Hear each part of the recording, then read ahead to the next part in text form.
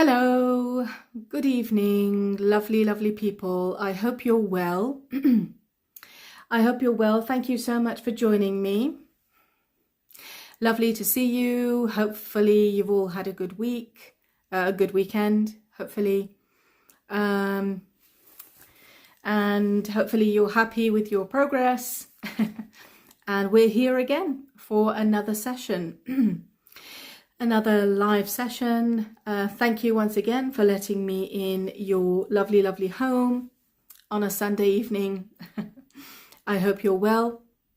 I was waiting for you. Oh, what a lovely, lovely thing to say. Thank you so much. You were waiting for me. Very, very kind of you. Lovely. So I hope you're all well.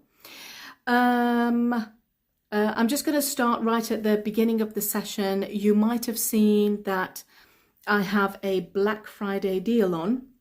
A lot of you might have seen, I've put it on a story. I've also put it as a reel on my page. This is a 25% discount on some of my courses, 3 of my courses that I've put a 25% discount on. The Black Friday sale ends on Monday, 27th of November. Which is Cyber Monday. So if you're thinking of getting one of my courses, you might just want to have a little look at the website, and hopefully you'll find something that, you know, interests you. I am not forcing anybody to buy any of my courses because that's just wrong. For anybody who is struggling, and that's lots of us who are financially struggling, anybody who's struggling, please don't worry, there are free sample lessons on my website as well. So if you go on my website, you will see Nimune Tadris, sample lessons, and I have left a few complete lessons on there as well for you to take a look. Right now, if it's not the time for you to buy, please don't worry. At least you can still start learning a little bit of English with those sample lessons. One of the courses that I would definitely suggest is my Idioms course, which I think is either £20 or £25 for the whole course. There are 200 idioms on there, and 100 of those idioms are absolutely free of charge, just sitting there on my website. Okay, so I would definitely suggest you go on my website. If you think that, you know, now is not the right time for any of the other courses, please do look at the free lessons and at least start learning that way. Okay, at least be doing something. Which courses? The courses that I have included in the Black Friday sale are my speaking bundle, which includes speaking 1, 2, 3, 3 courses. I've also got my Phrasal Verbs course, which is in there, which is really good. Phrasal Verbs and idioms, quite advanced, and they're very useful for everyday conversation.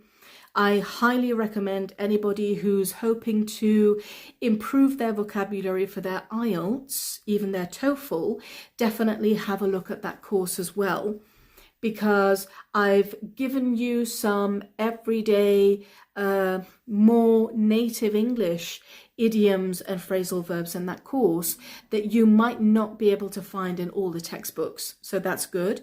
I also have a listening course that is a part of the sale. And the listening course is the only course that is self-study and has an online session as well. So the listening course is for 7 weeks, as all the information is on the website. It is only for advanced students, okay? Warning, it's only for advanced students. So if you're sure that your level of English is quite advanced, or if you've lived in an English-speaking country for quite a few years, then you are okay to go for that listening course. Otherwise, you'll find it too difficult, and I don't want anybody to feel like, they're not confident enough or their English isn't good enough, and I don't want you to have that feeling. So the listening course is just for advanced students. Students study the lesson during the week, Every Friday, we will have an online session on Skype where we go over the listening lesson of that week. I will play it again. And in the listening session, you will listen to real life conversation in different situations. One of the situations, for example, is in the airport.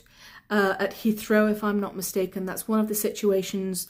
There are other situations, obviously, and in there you'll be able to listen to lots of different types of British accent.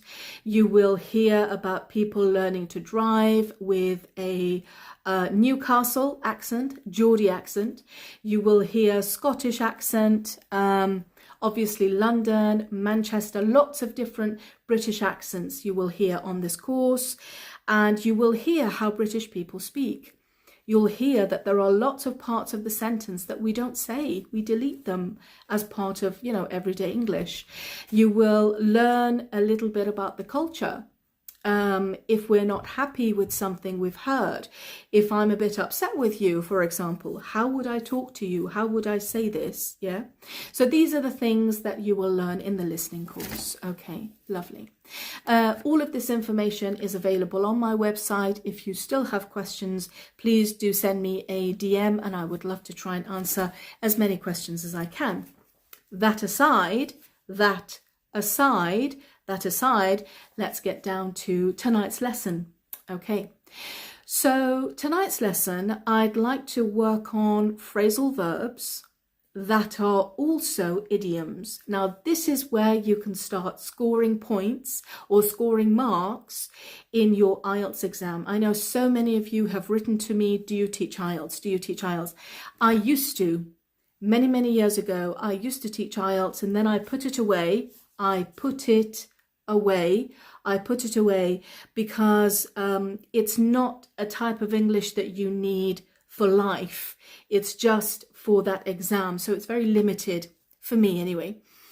So I don't teach IELTS anymore. However, excuse me, phrasal verbs and idioms are used a lot in the IELTS in the IELTS speaking and listening. So that's what we want to work on tonight. Phrasal verbs that are idioms as well. Okay. Do you have any problem understanding Cockney accent? No. It's a little bit, your question is a good question. It's a little bit like somebody asking a Farsi speaker, do you understand Tehran accent? Do you understand Tehrani accent? Do you understand Mashhadi accent? Do you understand Ahwazi accent? Do you understand Tabrizi accent? Yeah. These are all different accents, aren't they? Different parts of the country. But it doesn't matter which part of Iran you are from. I'm sure you still understand the accent of other parts, other people from other parts of the country. Now, I know some cities, of course, they have their own language. I know that. But just talking about accents, I'm sure you understand people from other cities, don't you, in Iran? It's the same here. The vowels, the sounds might be a bit different, but yeah, we understand. When Adele talks, I cannot get it. Adele has got a very, London accent. She's lovely. Adele is absolutely lovely. Very nice voice as well. Okay, so let's get down to the lesson. One of the first phrasal verbs that I want to use, which is also an idiom, first in brackets, some of you might be saying, what's a phrasal verb? What's a phrasal verb? A phrasal verb, as a lot of you know, is a kind of verb that's not just one word. It can be two or more words. Usually, not always, usually a phrasal verb is a verb and it will have, for example, a preposition next to it, okay? So it's made of two or more words. That's called, so basically it's like a phrase, phrasal verb, okay? So that's what we mean by phrasal verb. Some phrasal verbs can be idioms as well. And that's what we're going to look at tonight. Just a few examples, right? Let's say, for example, I've got a really bad headache. And I come to you and I say, oh, I've got a banging headache. Banging. I've got a banging headache. Have you got a paracetamol or, I don't know, acetaminophen, or have you got anything? I've got a banging headache. I've got a banging headache. I'm going to jot this down. Jot this down. I've got a banging headache. I've got a banging headache. Have you got like a tablet or something for me?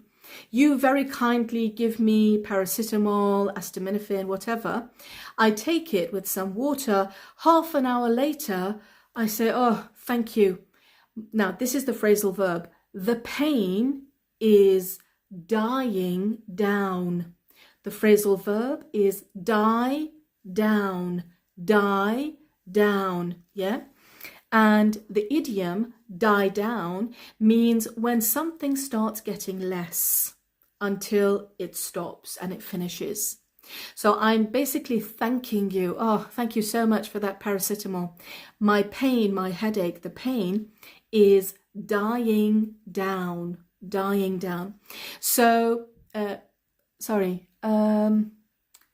nach Javani, banging, you know, when bang, bang, bang, banging headache. I've got a banging headache. That means I've got a really bad banging headache.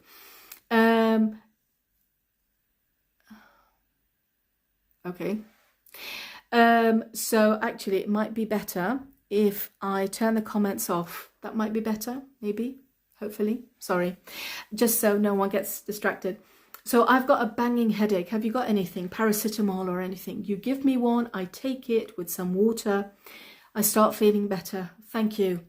My pain is dying down. So die down is my phrasal verb. It's also an idiom. And it means something that starts getting less. Oh, the pain's dying down. You might want to ask a friend, is the pain dying down? Are you okay? Is the pain dying down? Is the pain dying down? So that's how we use one of the phrasal verbs that's an idiom as well. The pain is dying down. I might go to the doctor and I might say, the pain isn't dying down. I'm taking the medication you've given me. I'm taking the medication you've given me, doctor, but the pain isn't dying down. It's not working. The pain isn't dying down. So we use this phrasal verb in our conversations. Okay, so that's one of them. That's number one. The next one I have for you, excuse me, is a more advanced phrasal verb that's an idiom as well. The phrasal verb is clamp down. Clamp down. I'll spell it for you, and I'm going to write all of this in the caption on YouTube. Clamp, C-L-A-M-P. C-L-A-M-P.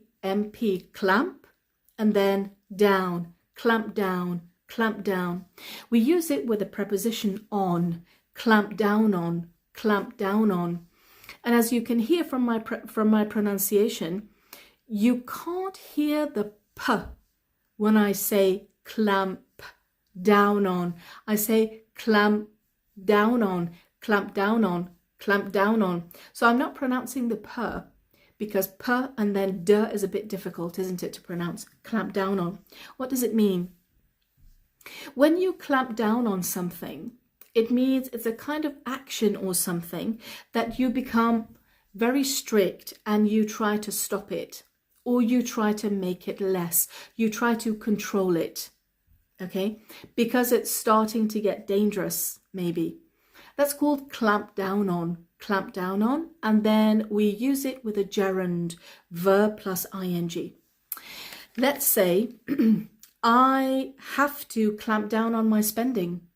I have to clamp down on my spending. Spending, spend plus ing. I have to clamp down on my spending. I have to clamp down on my spending. For example, I've looked at my bank statement. I might have looked at my bank balance and I'm realizing, oh dear, I'm spending a lot of money on things that are not needed. They're not necessary, and that's not good. So I have to clamp down on my spending. This isn't good. Yeah. Saving is better than spending for no reason. I have to clamp down on my spending. I want to give this advice, friendly advice, to my friend, to my kids, to my neighbor, to anybody. You have to clamp down on your spending. You have to clamp down on your spending. You're spending too much. You are out of control. You're out of control. You have to clamp down on your spending. You have to clamp down on your spending. I have to clamp down on my spending. Okay, so clamp down is a phrasal verb and idiom, which means you try to control the next action that comes in the sentence. That's the action you're trying to control because it's starting to get dangerous now. Yeah, I have to clamp down on my spending. I have to clamp down on my kids using their phones. I have to clamp down on my kids using their phones. Yeah, they use their phones a lot. This is getting dangerous. I'm not happy. They're using their phones a lot. They're not paying attention. Their room isn't always clean. They don't do their chores. Sometimes we've still got their clothes that have been washed and dried, but they haven't put them away. Yes, my children have to work in the house. There are some dishes that haven't been washed. The house hasn't been hoovered. There are still some work. There's still some work going on. I have to clamp down on my kids using their phone because they're getting distracted. I need to make sure they do their chores. Okay, so clamp down on and then verb plus ing. Okay, I have to clamp down on my spending. I'm going to come back to you lovely people. Turn the comments on. Just to make sure that everyone's okay.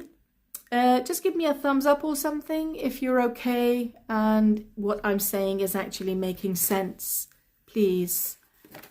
Just give me a thumbs up, okay, and you know, anything just to let me know that everyone's still okay. Thank you, Shima. Lovely. So what I'm saying is making sense. Yep, Ellie, lovely, lovely. Layla, thank you very much. Thank you, thank you. So fantastic. So I know that it's making sense. I'm not talking too fast, and at least you know what I'm trying to say. Could you please write it down? Right now, no, sorry, but I will write it all down in the caption.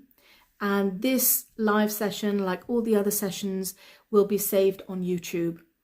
And then I will put the link in the story on Instagram. I hope that's okay. Okay. Lovely. So thank you very much for the thumbs up, everybody. Very kind of you, just to let me know that you're all okay. Let's go to another idiom that I've got for you, another phrasal verb and idiom. Excuse me. I apologize. I've got a frog in my throat. That's the idiom we use when I have to clear my throat. I've got a frog in my throat. You might have heard of me saying this before as well. I've got a frog in my throat, excuse me. Okay. The next phrasal verb, it means exhausted, very tired, because I've worked a lot, not because I'm being lazy, because I've worked a lot, yeah? I'm actually going to see if I can get you to help me, because I've used this before in my lives and in other maybe stories or reels or anything. I want you to help me, please. همین که ساعت 7 میشه. همین که ساعت 7 میشه. Can you tell me, how can I say that in English? With the word come. همین که ساعت 7 میشه. Please write it in English for me. Okay, Kevon's got burnout. Okay, that's a good one. Thank you. Thank you. Can somebody help me just with the first part of the sentence? I want to say همین که ساعت 7 میشه. همین که میرسیم به ساعت 7. همین که ساعت 7 میشه. Can you translate that for me with the word come? همین که ساعت 7 میشه. Once time turns 7. Okay, okay. When it comes 7, when it comes to 7, okay. Who's this? Mass Jud 2021. Thank you. Come 7 or come 7 o'clock. Well done. Well done. همین که ساعت 7 میشه.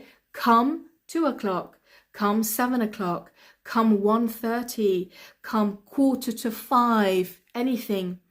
Come, it means وقتی که اون ساعت میشه، وقتی که میرسیم به اون ساعت. Yeah, come. Very good. Well done, Masme. So, come 7 o'clock, come 7 o'clock, وقتی که ساعت 7 شب میشه, come 7 o'clock. Now I'm going to give you the phrasal verb. What one of our lovely friends said, burnout is fantastic. Another one I've got is worn out, which is very, very similar to burnout. Yes.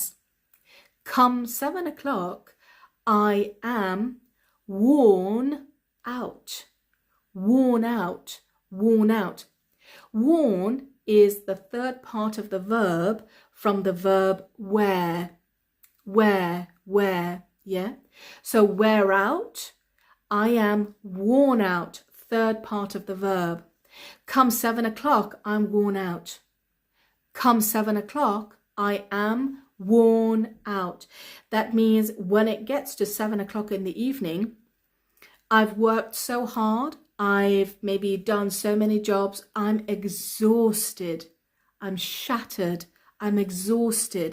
I can't lift a finger. That's another idiom. I can't lift a finger. I'm so tired. I can't lift a finger. It's not because I'm lazy, it's because I'm really tired. Come 7 o'clock, I'm worn out. I can't lift a finger. I can't lift a finger. I'm so tired. So this is how we say to somebody 7 o'clock at night. Don't call me, ask me to go to the cinema. Don't call me, ask me if you'd like to come to my house or if you'd like me to come to your house. Come 7 o'clock, I'm worn out. Come 7, obviously it's an example. Come 7 o'clock, I'm worn out. I can't lift a finger. Come 10 o'clock, I'm worn out. Come 11 o'clock, I'm worn out. Any time that you feel that you're worn out, that's the time that it's like, that is, I'm just exhausted. At that time, I'm exhausted, yeah? Come 7 o'clock, I'm knackered. Knackered is absolutely fine. But, so knackered is correct, Shirin. It's just that because I'm teaching phrasal verbs, knackered is just one word. I'm going to use the phrasal verb, worn out, worn out. Come 7 o'clock, I'm worn out. I can't lift a finger. I can't lift a finger, Zohre. Thank you. Thank you. I can't lift a finger. Come 7 o'clock, I'm run down. I'm run down? Run down. I suppose that could be used in specific situations. Come 7 o'clock, I'm worn out. Somebody said, come 7 o'clock, I'm asleep. Okay. Lovely, lovely. Excellent. Okay, that's number 3. So well done. Yes. When we say وقتی که ساعت 6 میرسه, وقتی که میرسیم به ساعت 6, come 6 o'clock. Lovely, lovely. Okay. The last phrasal verb that I have for you tonight, and I've used this before, 24/7 I feel. I'm sorry. I hope you get a bit more energy and hopefully you'll be fine. خسته نباشید ندارن. No, we don't have that. I'm shattered. Come 7 o'clock, I'm shattered. Lovely, lovely. I'm just focusing on worn out because I promised to teach phrasal verbs, but all of these are correct. I finish actually. Okay, when it comes to 7, I'm worn out. So we don't say when it comes to 7. We say come 7 o'clock. Yeah, come 7 o'clock, I'm worn out. The very last phrasal verb I've got for you, which again is an idiom, is the phrasal verb. You've heard me use this before, I'm sure. میخوام بگم سریع پس لطفا مثلا ایمیلتون رو برام مینویسید. لطفا سریع لطفا ایمیلتون رو مینویسید برام. سریع لطفا شماره تلفنتون رو برام مینویسید. It's a phrasal verb that we need to use. The second part of the phrasal verb is down. What is that phrasal verb that means سریع یه چیزی رو، یه متن کوتاهی رو سریع نوشتن? Does anybody know, please? Sorry, I had to resort to Farsi, usually. Jot down. Lovely. Jot down. Very good. Very good. Jot down. Jot. J-O-T. Jot down. Jot down. Pop it down on pop Pop your number down. Very good. Very good. Pop down is correct. Write down. Lovely. Write down is okay, but then the phrasal verb is jot down. Jot down or pop down. Yeah. Pop your number down for me. Pop your number down for me. Pop your email down for me. Jot your number for me. Jot your number down for me. Jot your email down for me. Pop down, jot down. Both of them are correct. Very good. Very good. Jot down. So sometimes, I mean, I'm like this. I don't know about you. Of course, all of you have fantastic memory, I'm sure. But for myself, sometimes in the middle of a work day, if I'm busy in the middle of a lesson, and a student, a lovely student might say, for example, Layla, I've got an issue with the password for the website. Can you help me? I can't stop my lesson in the middle of the lesson and help the student. I have to jot that down and then do it at the end of the lesson. Yeah. So that's when we just write something very small, just write it down very quickly so I don't forget. Or just write something down very quickly to give the information to somebody else. I might jot my number down if you want to text me later. I might jot my email address down for you. I might jot down my, I don't know, my Telegram ID or whatever. Jot something down. When we write something small, it's a small text. So you can never jot your CV down. Yeah, CV, resume, that's a long text. We can never do that. Jot down is something very, very small. Just words, maybe just 1 or 2 lines. That's it, maximum. Jot down and pop down. Yani تقاضای کار سریع. It means writing something very quickly.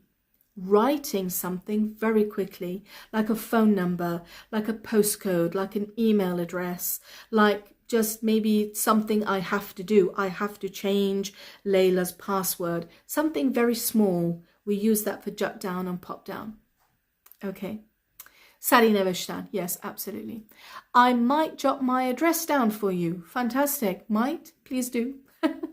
Jot down your address. Yeah, lovely, lovely. So jot down is one of those phrasal verbs that's also an idiom. Jot down, jot down. خلاصه نویسی، یادداشت کردن. Okay. Do you have British accent? Yes. As brief as we can. Yes, very short. So it's not a sentence. We're not worried about the grammar and the verb. And no, it's just something so I don't forget. I need to do this later. Or it's just to quickly write something down and give it to somebody else, like a phone number or something. Okay. Is it used in American? I really don't know. I couldn't tell you. I couldn't tell you. Couldn't, could not. It's past tense, but we use it. It means I don't know. I couldn't tell you.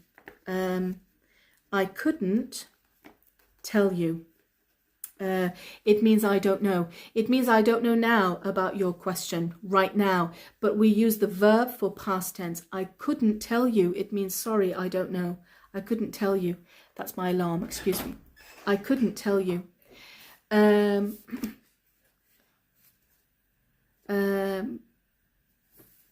Could you see to it for me? I'm in the middle of a live. Thank you very much. Okay, sorry.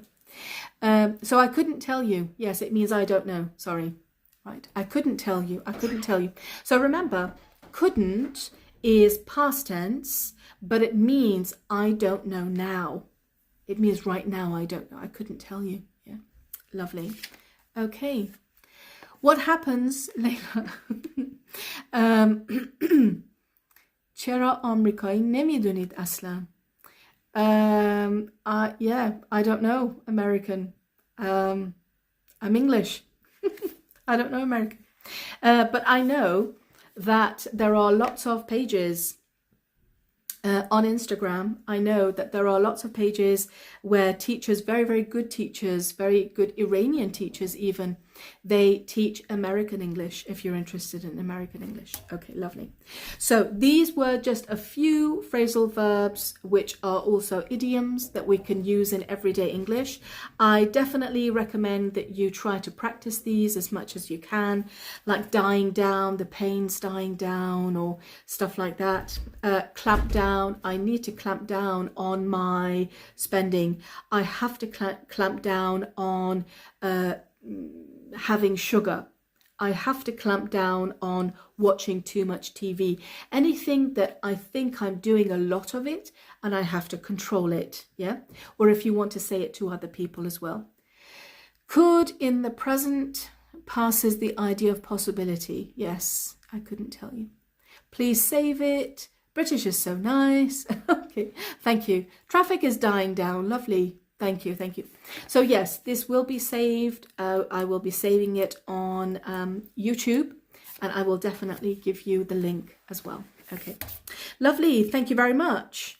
So next time, when you want to say somebody همین که ساعت 7 میشه، همین که میرسیم به ساعت 7, next time try to use it with the word come. Come 7 o'clock. Come 7 o'clock. And it's not just for time, not just for sa'at time. We can use it for date. Come Tuesday, come the 1st of the month, come November, yeah? We can use it with all of these different times as well. It's not just clock time or watch time. Okay. Very good. Lovely. So I hope that you found this session useful. Thank you very much. I will save it definitely on YouTube. I'll let you have the link. Enjoy the rest of your evening, everybody. Thank you for staying up in Iran. I know it's gone 11 o'clock in Iran. I'm so sorry to keep you so long.